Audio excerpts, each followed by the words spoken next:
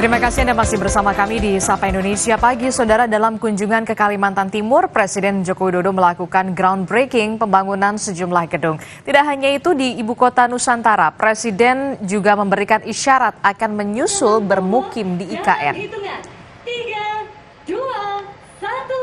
Presiden mengisyaratkan akan menyusul bermukim di IKN menunggu pembangunan bandara dan juga jalan tol. Hal ini disampaikan Presiden usai melakukan groundbreaking pembangunan Bank Rakyat Indonesia. Sebelumnya dikabarkan Menteri PUPR Basuki Hadi Mulyono menjadi menteri pertama yang akan tinggal di IKN Nusantara.